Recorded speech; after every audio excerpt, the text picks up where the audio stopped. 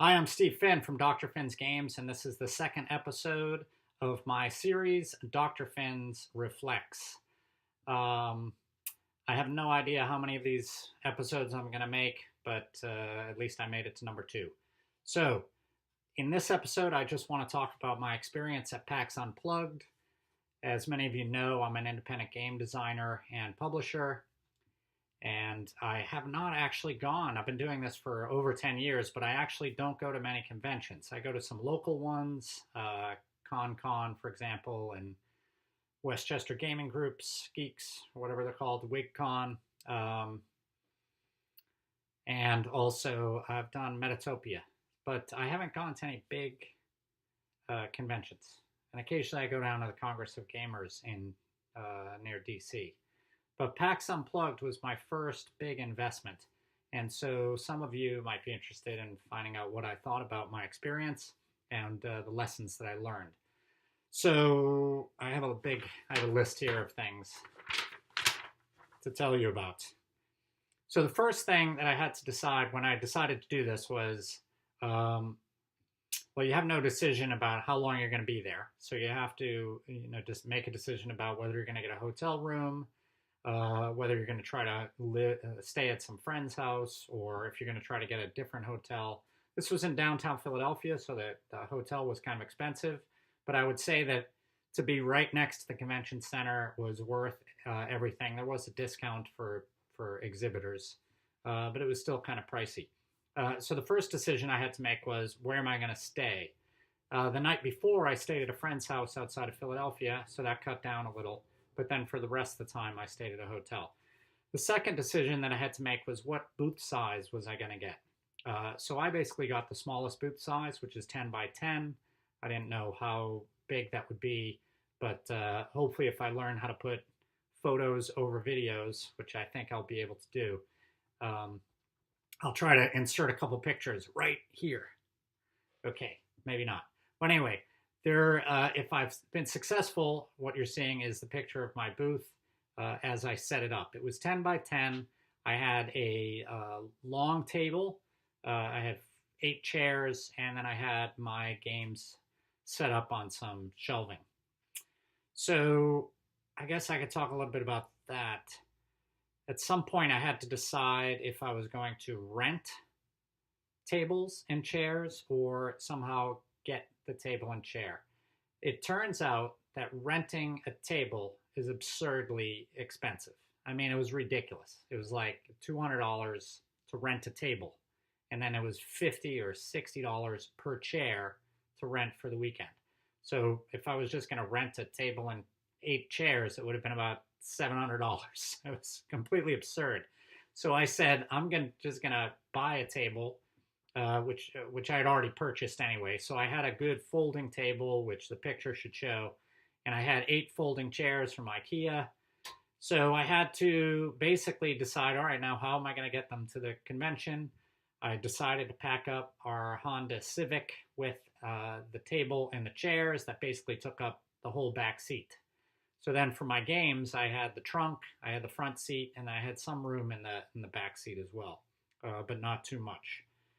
So one thing you have to be thinking about is, how much stuff are you going to bring? Are you going alone? Are you going to have people with you that need to sit in the front seat? So I ended up saying to my family, I'm going by myself. If you want to take a train to Philly, you could see me there. But this was the best option, because I refused to pay the money to rent a table and chairs. I also had to buy some shelving units. I think I bought it. Hopefully I'll show the picture up again. I had small shelving units. They were about, they'd only come up to like my chest level, maybe even lower. In the future, I think I need to buy some better ones for that. So one thing that I learned was that it was a great decision for me to just pack up my car with everything that I needed to bring. I was a little worried about what games were going to be good sellers.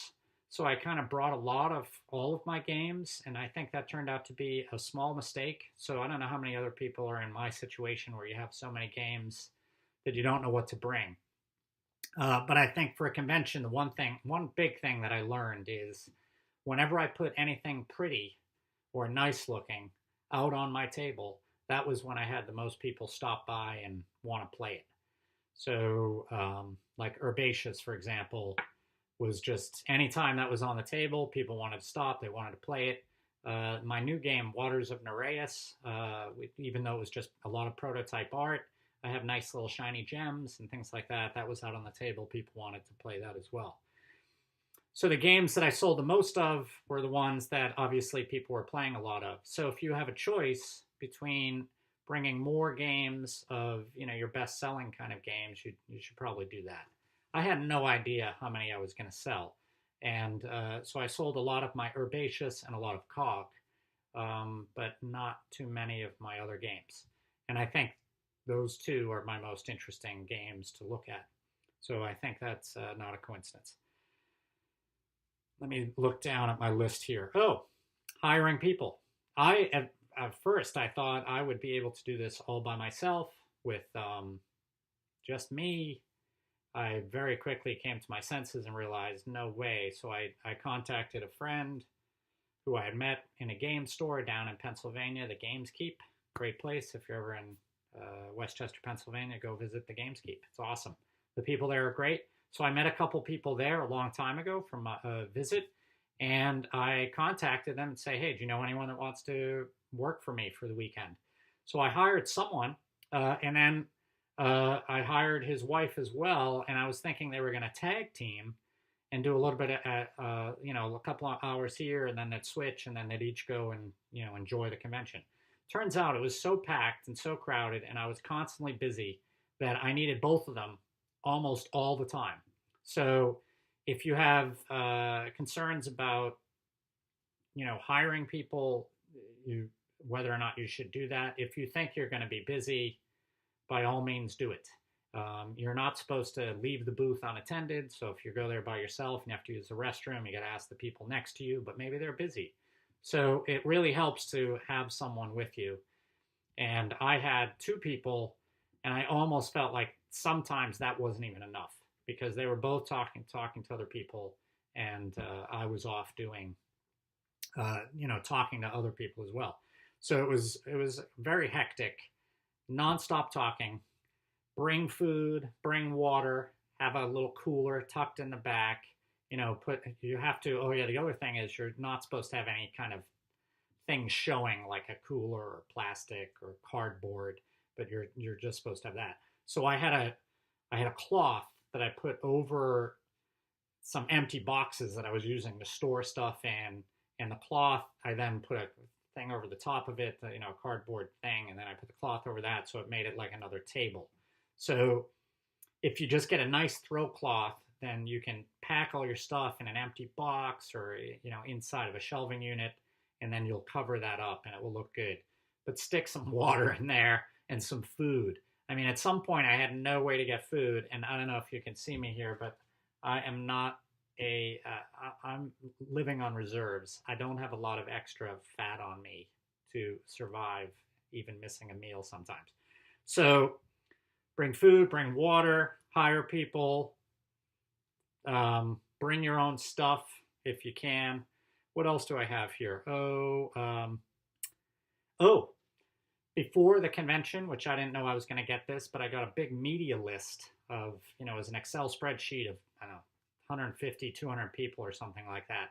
So I designed a nice looking email, and I just sent an email to everybody on that list saying, I'm going to be at PAX Unplugged. If you want to interview me or you want to meet up with me, contact me. Here's my booth number.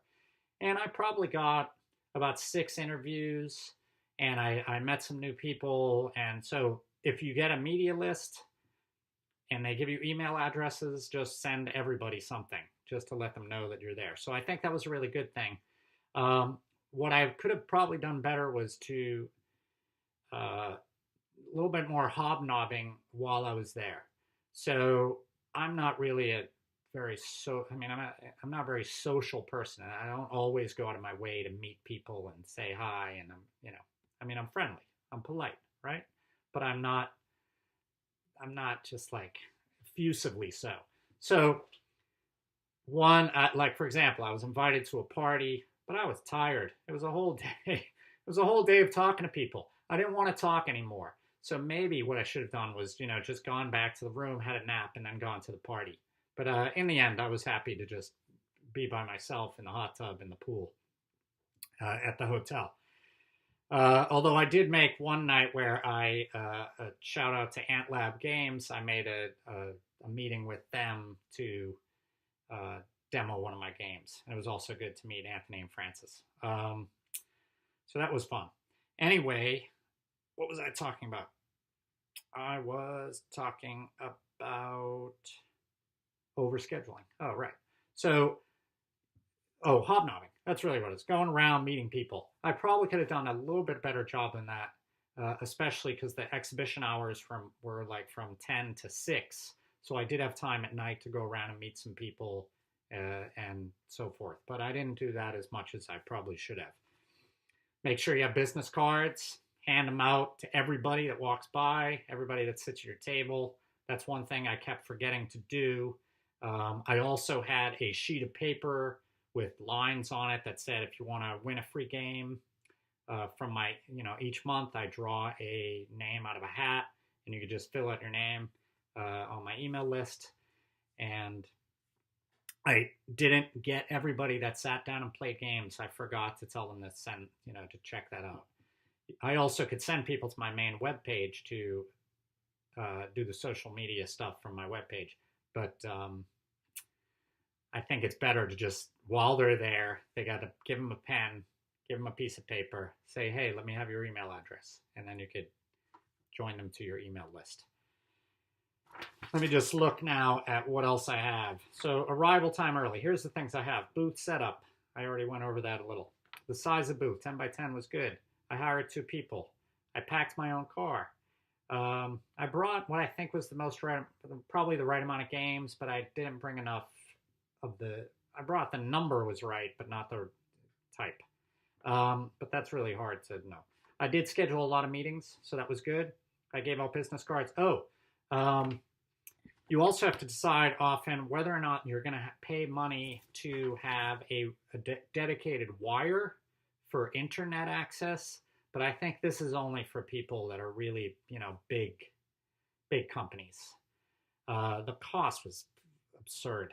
Whatever, it was like $1,500 to have a wired connection. That's something like that. And then also the same thing with electricity. I didn't need any electricity. Make sure if you have a phone charger, you just bring, one of those portable phone chargers. If you are going to be collecting, and this was what I was worried about, if you're going to be collecting money through PayPal or something along those lines, or Stripe or whatever, you need a phone reader. So it has these little contraptions you stick in your phone and they swipe credit cards, but you need to be connected to the internet. So I was slightly worried about whether or not there was going to be Wi-Fi. There was Wi-Fi, but you had to pay for it. But there was also a generic Wi-Fi. So I did not pay for the Wi-Fi. I was taking my chance when I got there that either I would have just a pure cell phone connection or I'd be able to tap into the free Wi-Fi. So I was able to tap into the free Wi-Fi, and that was good. But that's one of those things you have to make sure that you'll be able to do if you're going to be collecting funds by credit card. And which I would say, here's another lesson, make sure that you have a card reader and you have a phone that could collect that. Also, just make sure you have a lot of, if people want to pay with cash, which you should probably try to encourage, just make sure you have a good wad of 5s, 10s, 1s, anything you need to make change. Let's see what else I have here. Advertising. There was a whole host of ways that you can advertise. And I think I paid $200 for what was called the digital swag bag. And I think that was a complete waste of money. So the only reason I think that is because no one that came to my booth, I was running this little special where you could play a game and get a fin buck, which you can use to buy some of my games. But no one even asked. Like 2 people out of all the hundreds, thousands, whatever it was that was there, told me, it was definitely thousands, told me that they came to the booth because of the swag the digital swag bag. The other thing is just the advertising all over the building it's just absurdly expensive. So one big thing that I learned here is that everything is outrageously expensive. The booth now seemed reasonable in relationship to all the other stuff, although I still think it was quite pricey. Speaking of prices, hotel parking was absurd. It was like $36 a day downtown Philadelphia. I looked around to see what other options I might have. There were no other options. So there's just going to be a lot of, if you're concerned about spending money, the first thing you look at is all of these other expenses. Sure, the booth, that's one thing, but then there's all these other expenses that are involved. So if you're concerned about that, which you should be, just make sure you think about all the different ways that you're going to be spending money, because there's a lot of different ways. I think I've covered everything. Let me just go down this list. Yeah, there we go. So I think I covered out everything. In the end, so let me just wrap this quick episode up by saying, was it worth it? Yes. I did not sell. I spent more money than I sold in my games. However, it was actually worth it because I met a lot of cool people. I did sell a lot of games, more than I thought I was expecting, actually. But the most important thing is, as people would come by, I'd say, hey, have you ever heard of Dr. Finn's games? And people were like, oh, I've seen Biblios before and maybe Herbaceous, but they hadn't heard. There were so many people that have no idea who I am and what I'm doing. But there was also a number of people who did, so that was encouraging. But the vast majority of people had no idea who I was. So, I had hundreds of people coming by, seeing my logo, seeing my games, coming in, looking at it. I think in the end, that's really where the bang for the buck comes in. And to make sure that you have a table set up, you have your games set up, and that you have people ready to teach your games for you if you're not there to do it.